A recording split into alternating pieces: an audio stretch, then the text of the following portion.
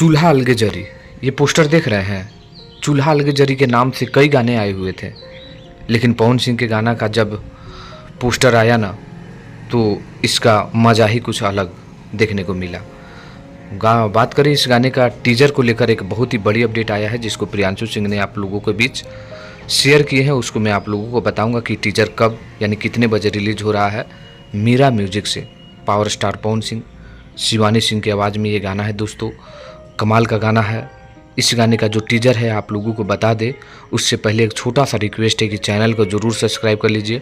मैं हूँ रविंद्र और आप लोग देख रहे हैं रविंद्रा टाइम्स।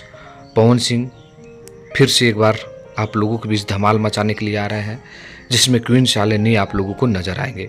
तो मीरा म्यूजिक से आप लोगों को बता दें कि इस गाने का टीजर आज शाम 5 बजे आ रहा है। तो जो भी पावर स्टार पवन सिंह के फैन से वो तैयार रहिए। आज शाम 5 बजे मीरा म्यूजिक पर आ रहा है चूल्हा अलगे जरी का ऑफिशियल टीजर। वीडियो पसंद लगा तो लाइक करिए, शेयर करिए। मिलते हैं इस कोई नए वीडियो में। धन्यवाद।